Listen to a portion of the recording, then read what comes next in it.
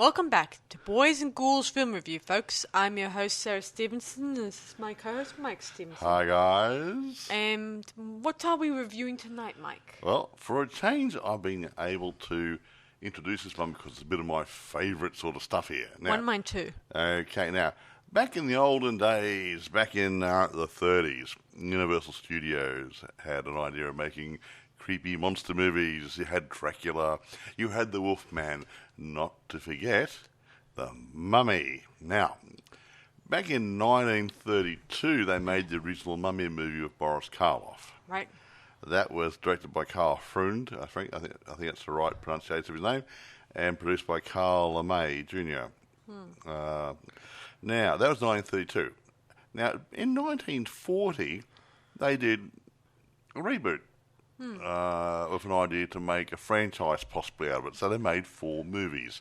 So we're not going to review the first movie of Boris Karloff. What we want to do is review the subsequent movies done in between 1940 and 1944. Yeah.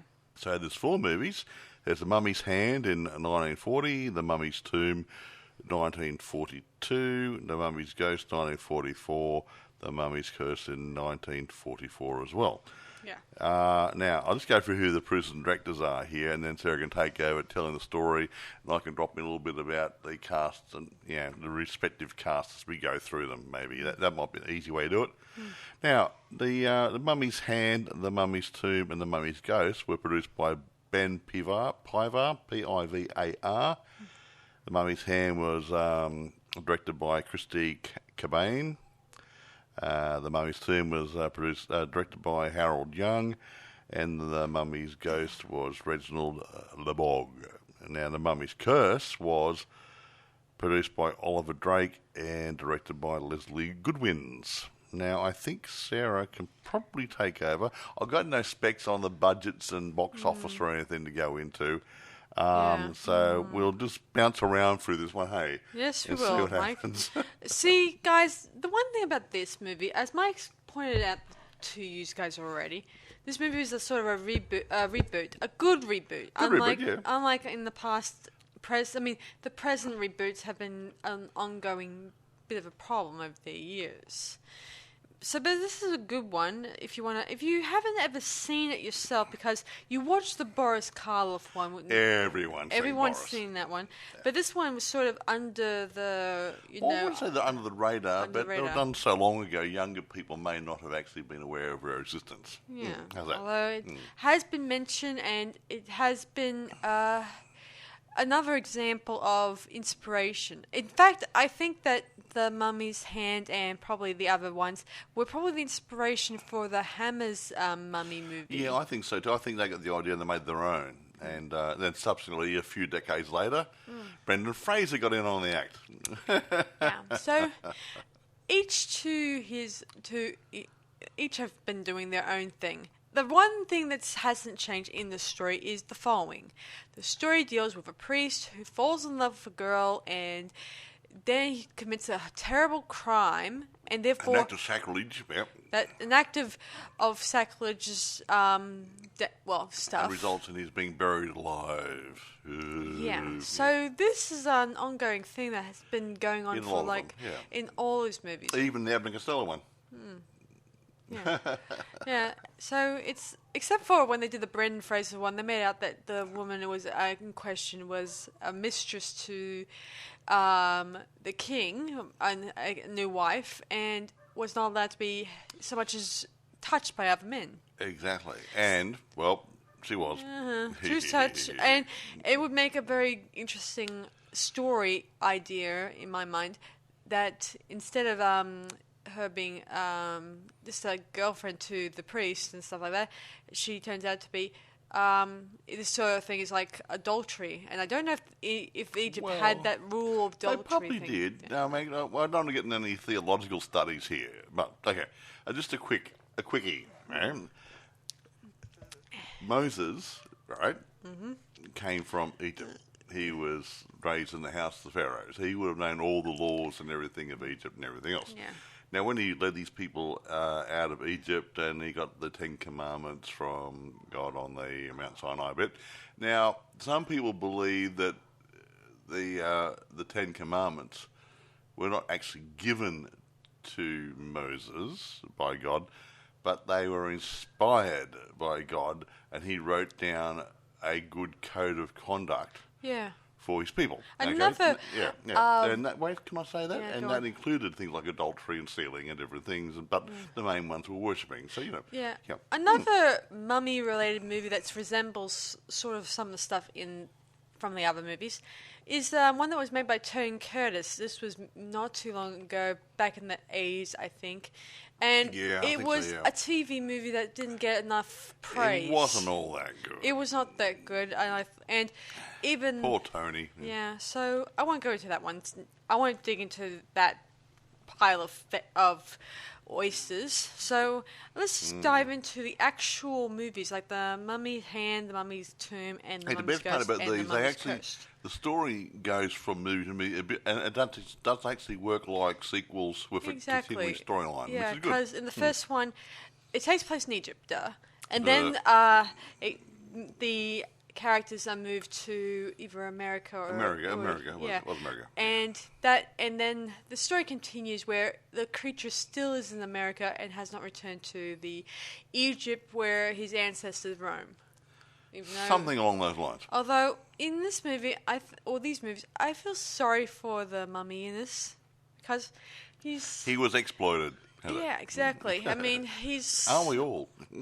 He was used to protect his beloved, no doubt, but he was also forced to become a servant to the said priests who also protected her too. But it was not a nice protection. It was more like a dominant relationship thing where he was the servant while the priests have control over him, or tried to have control over him. But he still had... you only have to get and tell a story of 4 movies to join together. Yes, might as well. So, okay, the first story. It takes place many, many years ago, and it's about a new sort of a race of priests who look after the said mummy and his beloved, who's a princess named what's her name? Oh, Unksanaman or something or other. Yeah, they keep throwing the same names around a lot. They do, and it makes it a little more hard to remember the name. But he was like a guardian over her tomb or something, wasn't he, Cairo? Yeah, true. So, and they were guardians over Cairo and protecting him and the tomb. So, Yeah, so, anyway, it's handed... The old priest, he's croaking, and he hands it over to his said new apprentice, the new... priest. Oh, interesting thing, guys. They did a flashback. They used the old footage from the Boris Karloff movie, except for a few changes. They borrowed about 15 minutes. About 10 to 15 minutes of footage. Yeah, and maybe not quite that much, but they did borrow some of it. And they actually borrowed it again for the next movie, The Mummy's Tomb, didn't they? Yeah, so they kind of recycled the footage. They saved a bit on it, dollars and cents. Yeah, these low-budget movies. Of course, they changed it to in Boris Karloff. It was a special parchment of the dead. That allows you to raise the dead. They used a parchment to help out of the Egyptian Book of the Dead to help raise his beloved. But now in these movies, they use tanner leaves. The old tanner leaves. So he kind of committed the ultimate crime by stealing from the God, and stole the tanner leaves and tried to raise his beloved. But unfortunately, he get caught by the Pharaoh and his men, and he is condemned to be buried alive. Mummified. You're wrapped up. He gets his tongue cut out so he can't scream and yell. And starts swearing all over the place. Well, they said that the gods would not. So once he did this, he is sort of condemned to not to enter the afterlife, but continue in that. Not dead, but not alive. Well, actually, in the first movie, which I'm not reviewing, the Boris Karloff, they actually took all the spells off his sarcophagus so he wouldn't be transferred to the afterlife. So he was condemned to death in both worlds. So he could not go to either world. And I think that's a hell, obviously, but I don't think he was allowed there. Well, they didn't believe in hell. That's below here or nothing. So he's forced to remain inside that said body in shell. Anyway, back to the story. Of course, days later, or months later, I'm not sure, it doesn't matter. Steve Banning, is that right? Steve Banning, played by Dick Foran, Foran. And his best friend Babe, they're trying to find ways to get back home. But of course, Steve wants to try to find an ancient... Steve's an archaeologist. Yes. His mate Babe's a explosives guy. He wants to go home, but Steve wants to stay there and find a sensational find to make his name and give him a career boost. How's that? Yeah. Somehow, his friend found ways of getting them back home. Kind of traveling as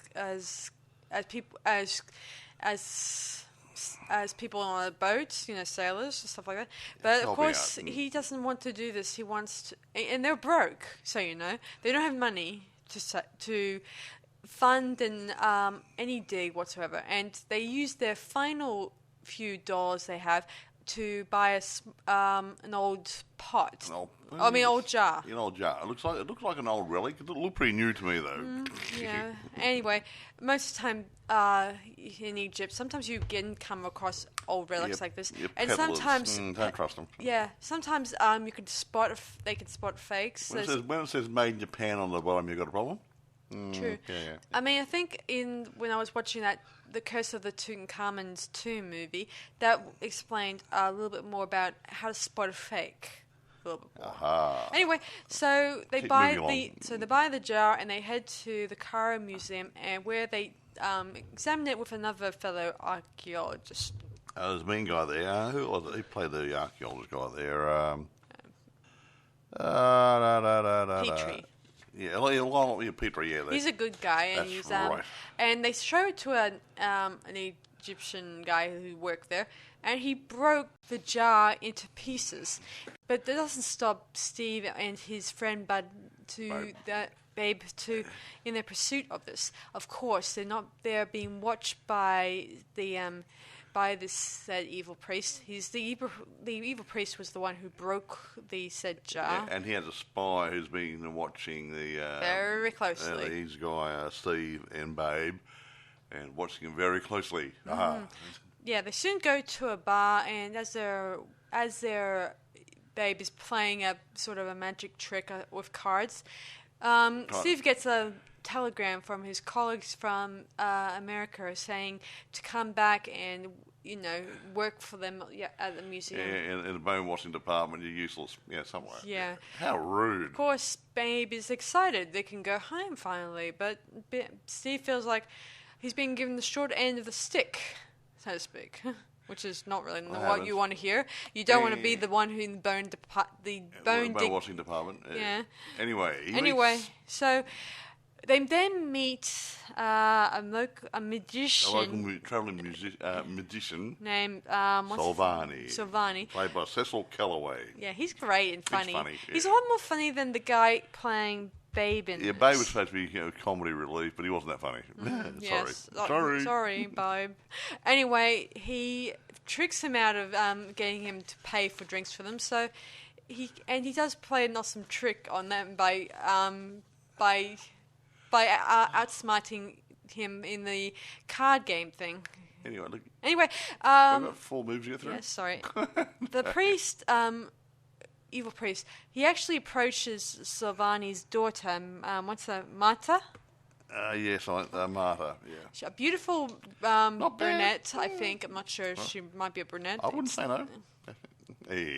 And anyway, so she only knows that her dad has gone off to get paid for the tickets, so they can go back to where they have to go. You think it's funny? You think it's funny that he's buying the tickets of passage on the day they want to leave? Mm-hmm. I would have bought them a week or two earlier. Well, that's an interesting thought. Well, there you go. So anyway, He is vouched into paying for the diggers and all the other stuff. Yeah, they cut about $2,000 was it, back in those days. Yeah, true.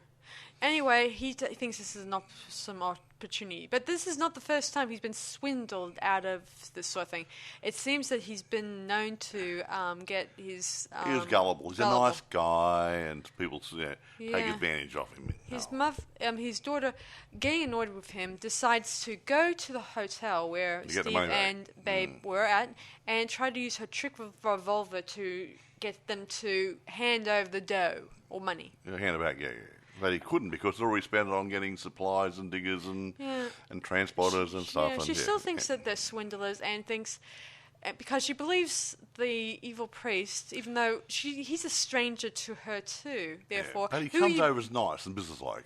Yeah, he even thinks she's kind of cute or pretty anyway. Well, she is. I like her. Yeah. Anyway, she then tells Steve that she and her father are both going to go with them, so they can be able to see that the money is put towards a good use. Exactly. So they travelled far further into the desert, and soon they arrive and they start digging, and of course they soon find what they're looking for, including some dead remains of a previous archaeology party that got killed, probably from a landslide. I don't think so. Well, maybe they could have been buried there. It could have been an accident. Yeah. And they might have been buried there. It may not have been an accident for all I know. So anyway, they do find what they're looking for, the Seal of the Seven Jackals, to a tomb, and they then open it, and then as they enter, they see a mummy's sarcophagus there, which is kind of strange because when they open it, it had a men's image on it, and if I was an archaeologist, I would know it's not a female coffin per se. It's more of a men's coffin. Aha. You don't need to be. You don't have to look inside the coffin to know that. Exactly. But I don't know. Moving right along, I've got 4 movies to do. Okay.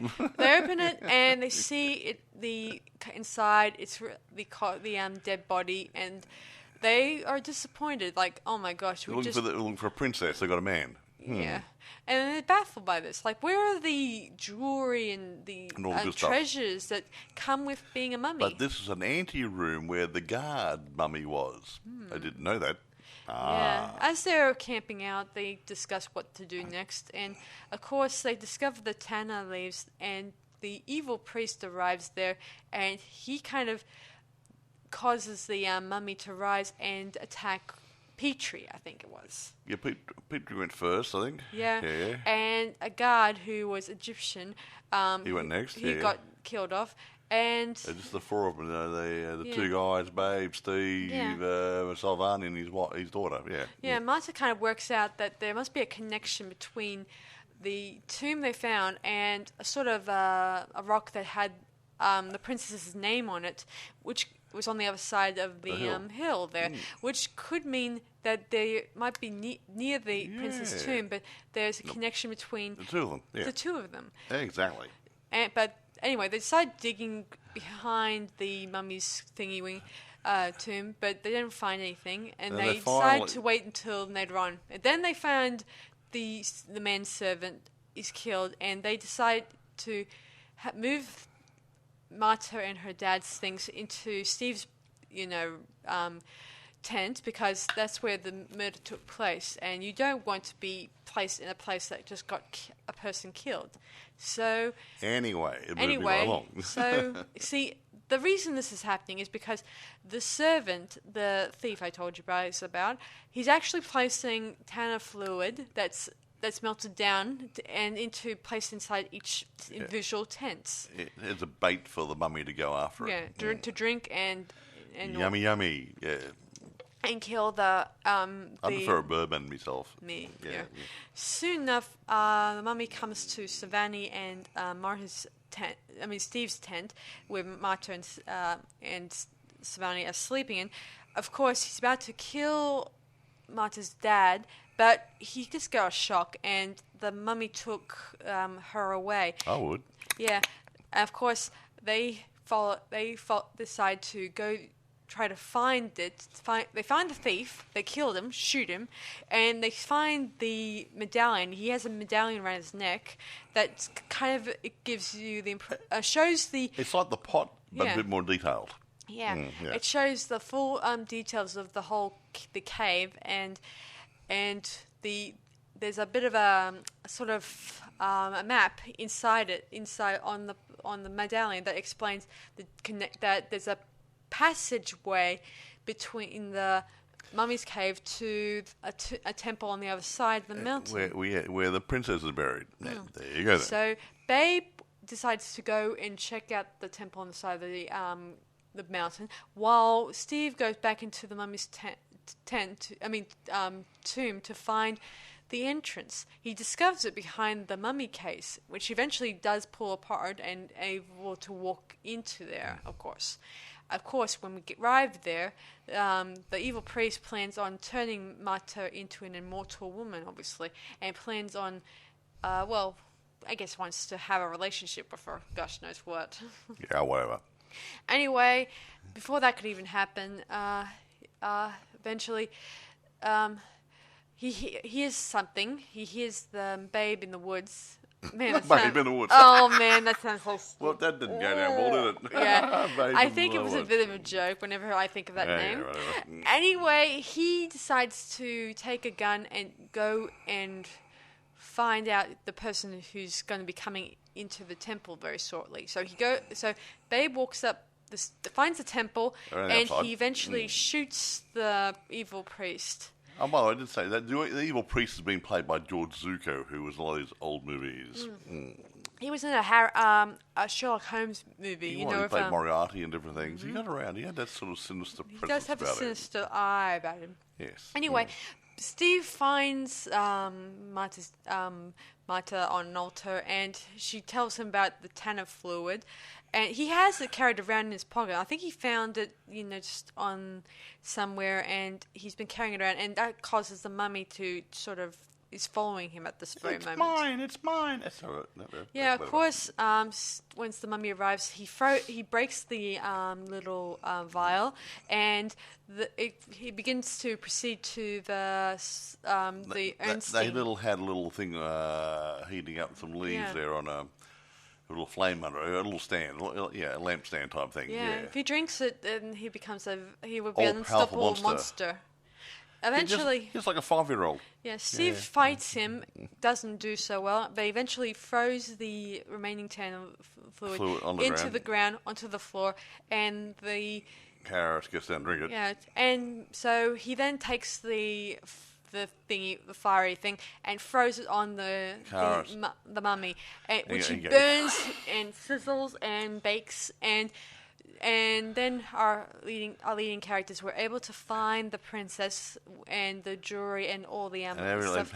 And they then return to the States. And interesting thing is he eventually gets promoted to the job as head archaeologist, where the other guy was relegated job of bone washer. Ta-da! Fade to black. Now, sorry it took this long, but I just wanted you guys to get the full treatment. She gets carried away. Now, before she starts, the second movie is going to be The Mummy's Tomb, 1942. Now, I mentioned who the directors were, but Lon Chaney joins the crowd of this movie. He plays the mummy in this and the next 2 movies, I think. Yes. Okay. Dick Foran plays Steve Banning again. Wallace Ford comes in there as Babe Hanson again. And a guy called Turn Bay plays Muhammad Bey. He was interesting. He showed up in different movies playing the Oriental, Middle Eastern type guy, and with dubious past in many movies. We found some interesting stuff about him last night. Anyway, I won't tell you. And George Zucco comes back is an old version of himself. This takes over about 30 years after. Do you want to take over now? Yes. So it's kind of a relief. I mean, years ago, back in those days, whenever an actor who plays a lead and he returns to replay that lead, sometimes these actors would say, if I'm just being bumped down to co-star, forget it. I'm not going to do it. That's the attitude I back hear in a lot those days. They actually worked more for wages than big tickets like they do nowadays. Yeah, I mean, Any job was a job. Yeah, and they were tied to the studio. True. Under contract. You'd be surprised how many actors will be sensitive about this sort of thing. Well, no, if they're part of the stable and under contract and make so many movies, they're told what movies they're going to make. Yeah. You remember the thing we talked about Jerry Lewis and Dean Martin the other day? Yes, I did. They were forced to make a movie that they didn't want to make. They were scared stiff. Yeah. The remake of Ghostbusters. Ghost Chasers. I mean, not Ghost Chasers. It was It was the let me see, what's it called? Ghostbreakers. Ghostbreakers. Yeah, Ghostbreakers. And they said, we can't do it as good as Bob Hope. And his studio said, you're going to make the movie whether you like or not. Yeah. And that was it. So I think that was the case back in those days. Mm-hmm. So I'll get into this. Okay, I'll make sure these ones are shorter. Make this one a bit short, yeah. So in this next one, it deals with Steve Banning 30 years later, or 20 years later, 30. I'm not sure. Yeah, 30 years. And he's an old man, and he's telling the story to his neighbour and to his son. And archival footage goes a long way in this movie. Oh, yes. And that's 10 minutes of it, was it? Yeah. 10, 15 minutes? And meanwhile, while this is happening, the old priest back in Egypt, he tells the very same thing that's happened to him. And about he ended up he didn't get shot. He didn't die. He got shot in the arm. Yeah. And I keep wondering if this is how all the priests over the years have either survived this whole thing when you think about it. Just lucky. Anyway, he sends his successor to America for a pretense of being the new undertaker at a cemetery. Not an undertaker, look. Undertaker or caretaker. They arranged a job for him at a cemetery to be the caretaker there. Caretaker. Anyway, this is sort of a pretense for him to use this time to settle a score against the people who... Because that was the same town that Steve Banning was residing. Yeah. Mm-hmm. And the only people that play a very big part in this is, the ones who were closer connected to this is Steve and Babe. But Marta and her father, they're long dead or long gone in this franchise. Well, he was an old man to start with, so he would have been dead, and Marta's passed away, or so they couldn't get her to reprise a role, maybe. But she's mentioned in passing in the story. Anyway, so he gets to America, and then he settles down. And I should mention the mummy was not completely destroyed, as it turns out. Funny that, eh? Funny, really, because fire like that would kind of burn the mummy up. They got a ghost. Yeah. Hope it's the ghost. There's a ghost in the room. No, see, back in the if anyone knows anything about mummies are just dried out, and they will actually burn quite readily. They used to use them to.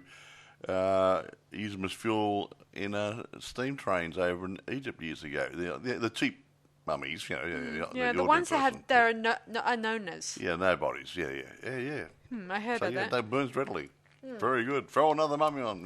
Yeah. So anyway, so they go to America and they begin to make their plans of killing the remaining people who may be connected to said mummy, including Steve's family, like his sister and his son. That's right, Dr. Steve Banning's son, whatever his name is. Yeah, he's a Dr. John Banning, and he's not bad looking. Dr. John. Yeah, anyway, his father was the first one to go, and of course they're all baffled by this. They think maybe it was... an enemy of his, maybe a rival archaeologist, like Indiana Jones. Belloc. Of course, this is not true.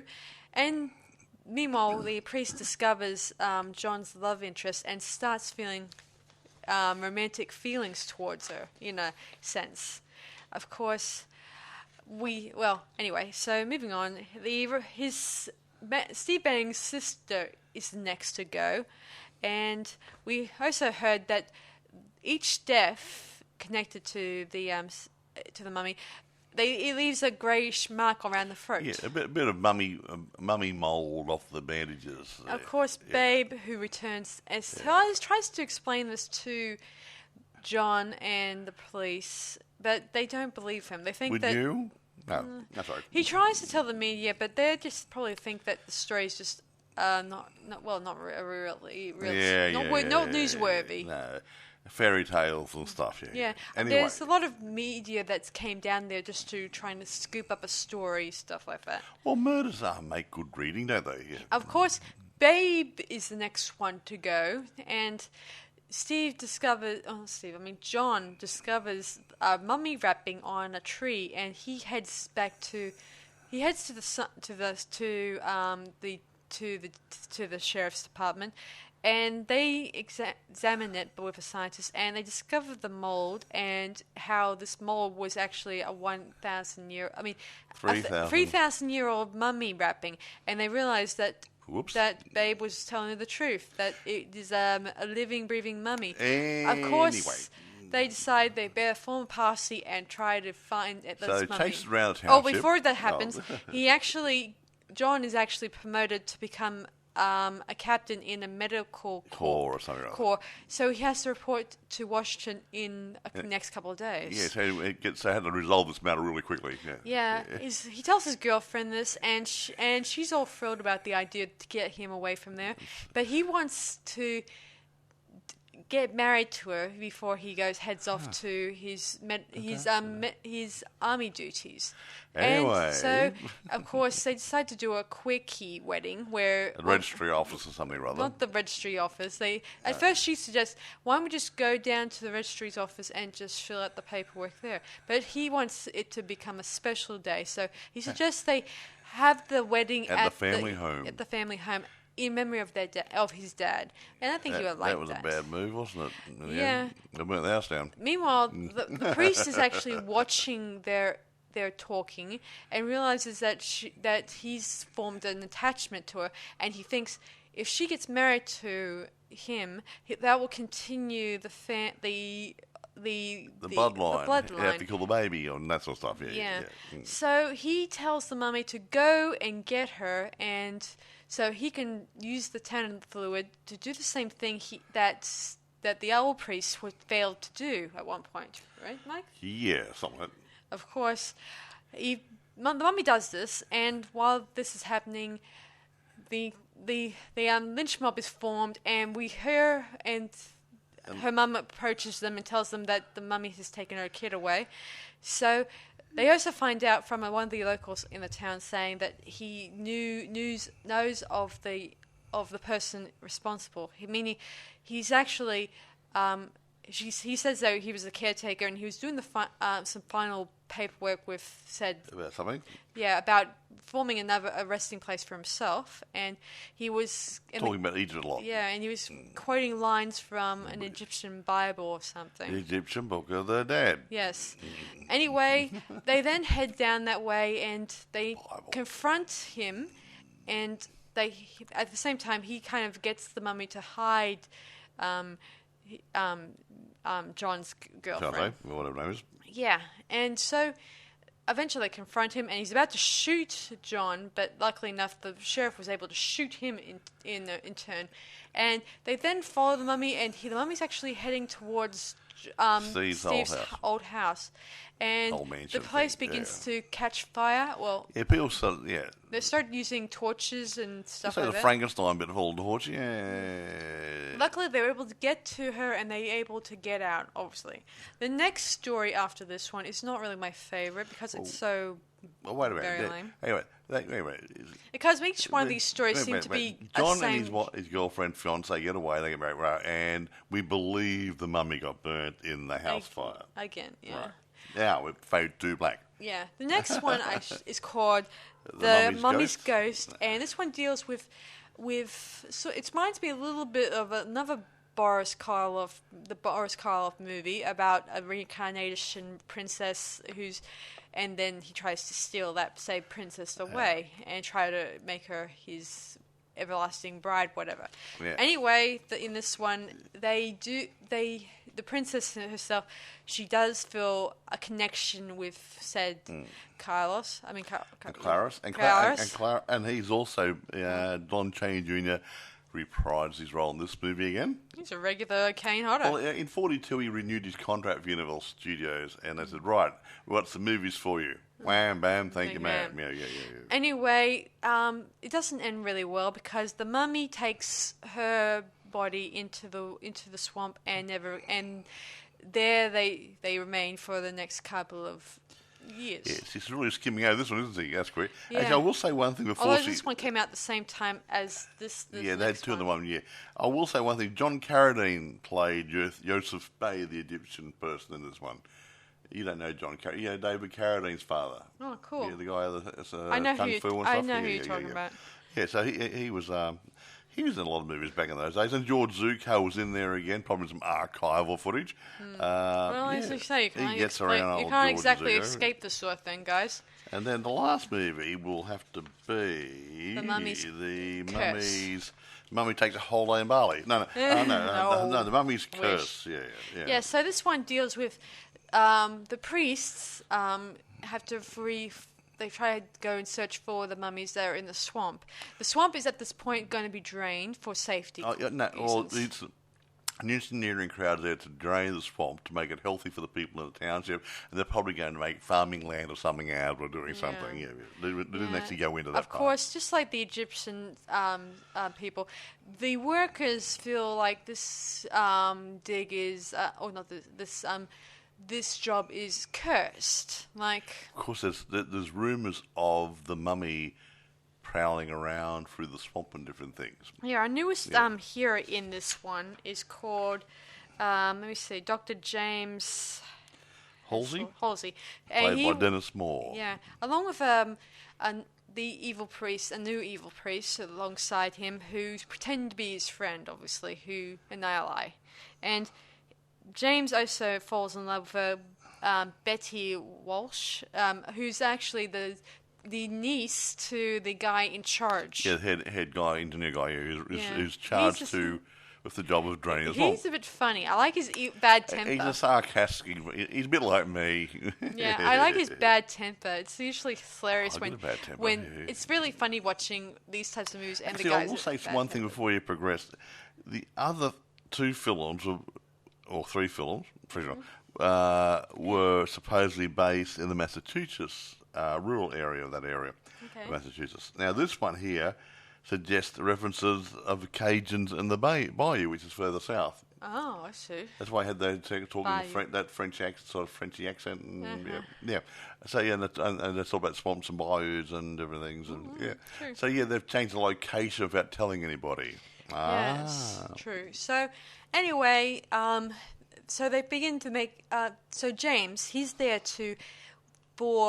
he's sort of there because the museum, they want to find the mummy and the princess so they can for further studies. You take it back there to find what makes them tick. Yeah, the evil priest has different ideas. He plans on taking it before James does. Take him home. Yeah, so him and his new servant / helper, they make their preparations of setting up their new headquarters inside a monastery. Yeah, an old broken down ruins of a monastery up on a hill. Always up on the hill, you know. His friend was able to find the remains of the mummy and kill a local who discovered it first, obviously. And that kind of causes a bit of a stir around the camp and stuff like that. Hey, that buddy, the monster did it. Woo, the other mummy I should mention, the princess mummy I told you guys about, she actually comes to life on her own.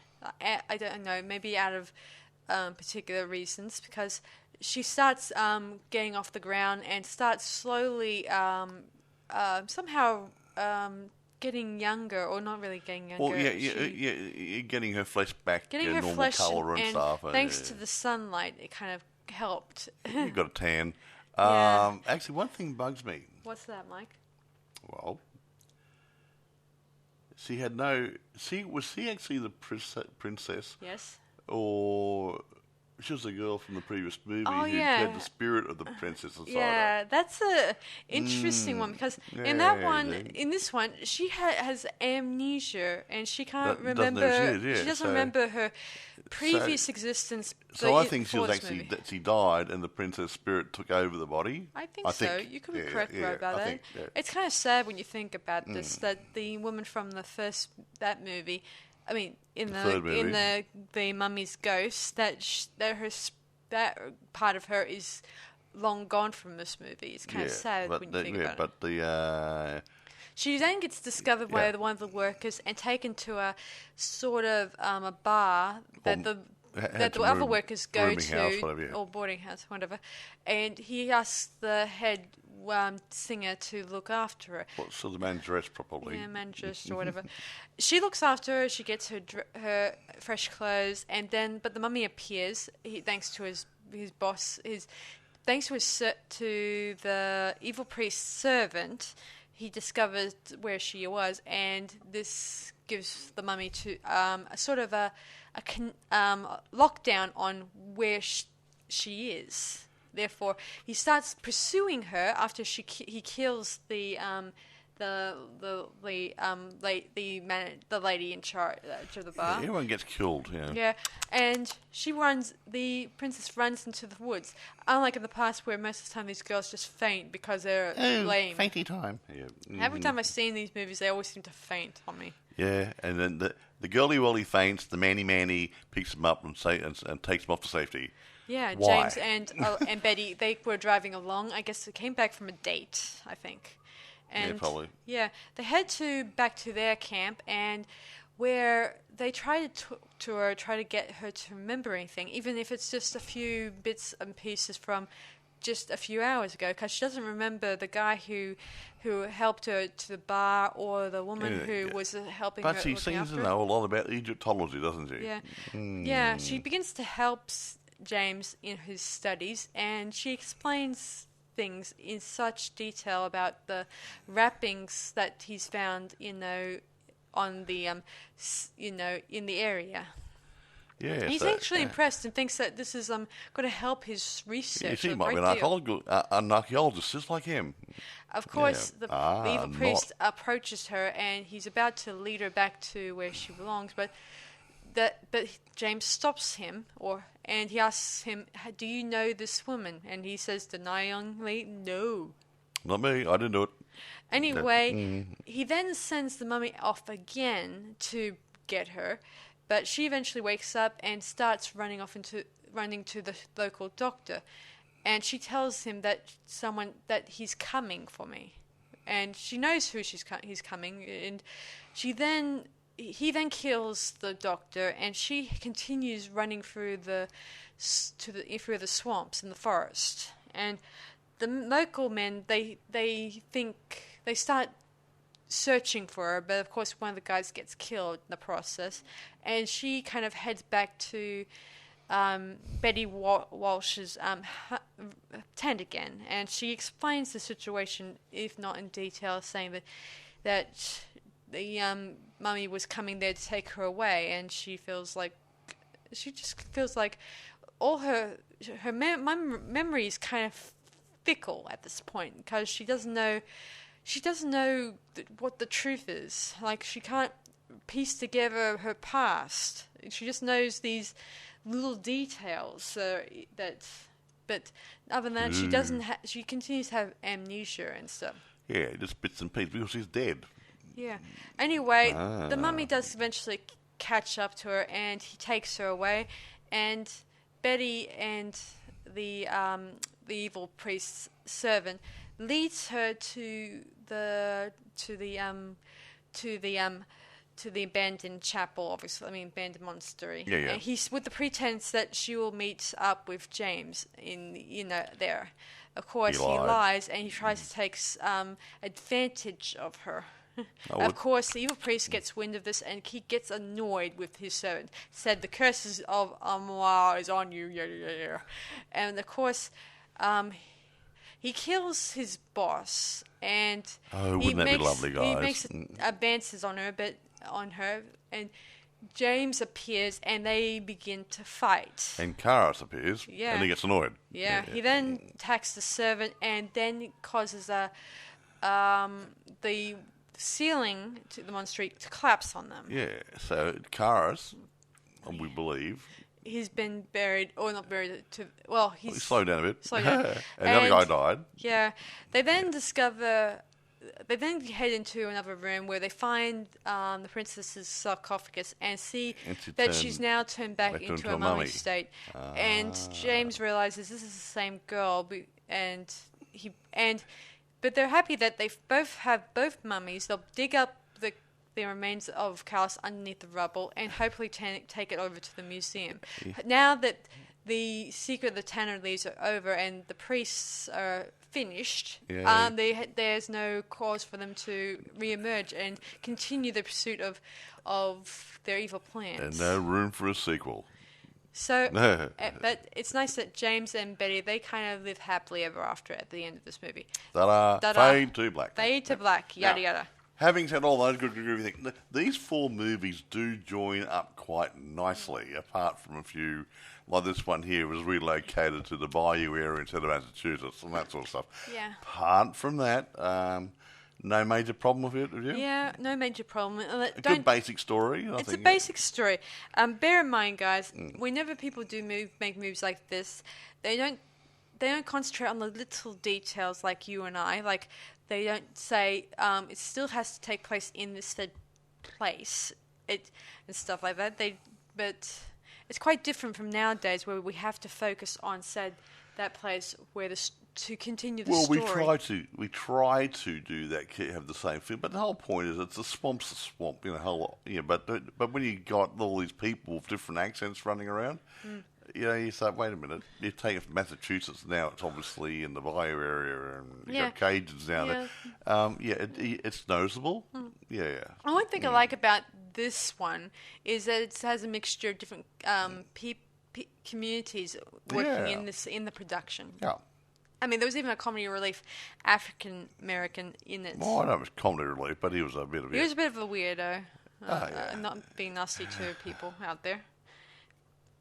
But I do think that I did like the other stuff that in it. I liked it had a different approach to the story. Instead of the usual, we kidnap a girl and then immortalize her, and then that's it, and yada yada yada. Because that's the only thing that was similar in all four movies. Not the fourth movie. The movie they did change the story quite a tad there. So it's a bit of a relief, because I was worried that if they did continue this, we would be bored to tears. And you betcha. Which makes me think about all those other movies. I used to think that people who keep repeating the same storyline back in the day would cause the audiences to not develop an interest for They do get boring after a while if it's too samey. But when you've got a continuing storyline, it's a lot like watching Neighbours or some other ongoing show. It's if you've got an ongoing storyline, you can sit back there and tolerate it, or be drawn into it. Yeah, but, I used to think that we moved away from all that stuff, and we now can try to create new stories here and there. Yeah. But thanks to that thing that happened with the Star Wars the Force Awakens and that new franchise, it kind of blew any chances of new stories. I don't know what's happening with that now. I haven't heard much. It's gone a bit quiet at the moment. So. Well, apart from a few spin-off series and a movie or two, that's everything I've heard of so far. And I've not even made any attempt at bothering to watch it either. Doesn't matter. Anyway, what's this space? Okay. So I do like the first Mummy Hand one. It's pretty cool, and because of the characters in that, the actors, and I like the Mummy's Tomb, and I like the Mummy's Curse. I mean, I like the good continuation. Like, they do continue using the same stock footage. I mean, not stock footage. I mean, the same archival footage from the previous movies and stuff. From Boris Karloff's movie these days. They borrow a bit. Well, it was done well, so why not use it? Same studio as theirs. They can play with it. True. There's no copyright infringements or anything. Yeah. So anyway, I can't say too much about this. Okay, right. I don't have too much in the way of production details to talk about. And if I did, I'd have to do production details for 4 movies. So I'm not going to go there. All I can say is they're good. They're a good watch if you like old movies. They do join up in the storylines quite nicely, so it is good to watch them in order. So if you wanted to watch them, I would actually watch all of them, but if you don't watch the first movie, you watch the Mummy's Hand, the Mummy's Tomb, the Mummy's Ghost, the Mummy's Curse in that order. Yeah, it's just like when you watch Friday the 13th, all of them, or Well, you know what guys mean when you hear about this stuff. When you watch all of them, you start either comparing them to the original or the newer ones, and you start thinking, why am I watching this? Because the last one was a lot more better or worser, or but also, but you do them in order. Then you like remember we used to watch Star Wars. We used to watch the first Star Wars, New Hope. Then with Star Wars 4. I always liked that one. The next movie was whatever. Empire Strikes Back, is it? Yeah.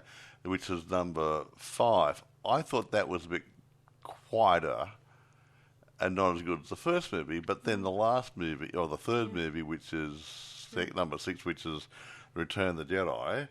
That's an improvement. Well, no, I think the one in the middle was the joiner for them. So you have to watch the 3 of them. Yeah, it's just and they make sense. It's the same with that Halloween one. The one that was done in 2019, and then they did Halloween Kills. Halloween Kills, it was considered the lowest in Halloween movies history. But then they had Halloween End, and I think it kind of improved on the story. You got to watch. I think you got to watch them together to make because I think they're made to go together. Yeah, and that's what people forget. It's like watching Harry Potter. There's the 7 movies. Yeah, 7 movies. 7 or 8 movies. You can't just go along and say, "Oh, just watch one in the middle." So, it's very nice. But if you watch the first movie and then the second movie and so forth, then you see the thread. You got the backstories coming in, you got new people coming in, and you got this coming in and that going out, and develops quite nicely. But if you watch, say, the 5th movie, it won't be quite as good without all the backstories and all the stuff that's already happened. So when you got a good franchise happening, watch the first movie, and just go through them. True. So now that we've got it out of the way, there's no point in talking about reception. No, I can't yet. There's very little information. Because if we, I imagine each movie. I imagine maybe the first movie got good reviews. Yeah, but you won't get too much reviews which are relevant today. And considering this was back in the 1940s, and who knows what they were thinking. But the reviews back 80 years ago aren't going to be relevant. Oh, it's horrible and scary. No, it's not. Yeah. Considering back then, the movies back then were the newest art form, considering. Well, I wouldn't say newest, but getting the talkies. Yeah, that's true. In the 30s, yeah. This is only about a decade later, and people still wrapped in theatre, cinema. So anyway, I'm going to give it a grading for the franchise. Okay, I'm going to give it a grading for the full franchise too. So, because I think the filming was good, the acting was good for its time. Yep. I mean, things change, styles change, but the acting for that time was good. The directorship appears to be good. The camera work was good. Yeah, everything they didn't miss anything when they put it together. Universal Studio always did a good product back then and now. So I'm going to give this probably 9 for the franchise, only because there's a couple of parts, like when they're changing it from Massachusetts down to the bayou of no real reason that beam me up, Scotty. I mean, considering the fact the mummy was already in the swamp, therefore, how's he travelling by? How to go a couple hundred miles or 1,000 miles away, and with a few things like that, and with the very princess mummy in tow. Yeah. Anyway, so I'm going to give it about 9. Now, having said that, you young guys who may not like or may not into black and white movies, give it a go. Yeah, go on, give it a go. It was filmed in black and white, but they used the black and white to the best of their advantage back in those days. And as I said before, guys, stuff like this, the old way of filmmaking, can really be... You can learn a lot by it. You can learn a lot from using... by shapes and shadows. Shadows. We got color to contrast things a bit different and blend and different things. Yeah, unlike years later where all the gore is right to our fingertips. Yeah. We can see it, we can feel it, we can touch it. Yeah, touch it. And then a lot of this is more implied. And I like a bit of off-screen kills, or it doesn't have to be in shot, or it gives you a twist ending to give you a bit of an edge. Exactly right. Yeah. So what are you going to grade that? I'm going to grade the whole, I think, about I'm going to say 10 out of 10 Wow, because I so think good. that's how I like about old movies. I mean, a lot of people I've talked to, a lot of famous people have told me to actually check out old movies. I mean, if I wanted to make the perfect slasher for my own film project. Didn't Kane Hodder tell you that sort of stuff? Yeah, he actually, it wasn't Kane Hodder, it was actually the original Friday the 13th, Jason Voorhees, the first one, who started off as just no more than a 13-year-old or 14-year-old, who told me that to actually check out old classic horror movies. He gave me a list, which was even good because it gave me some inspiration. Have we seen it? Actually, yeah, we have. We've seen the Carnival of Souls. Oh, yeah, good. A few of the silent movies like Nosferatu and stuff like that. I've seen those quite a bit, and they have been a really good source of inspiration. Yeah, they are. Yeah, so you can don't knock old movies, guys, and don't knock black and white. Don't even knock silent movies because some silent movies there will have you on the edge of your seat. As Mike would have pointed out to you guys, the Carnival of Souls, that was sort of done by an independent crowd and director. A guy who did one movie, Herc Harvey, I think his name was from memory. He made one movie. And in its day, it wasn't appreciated.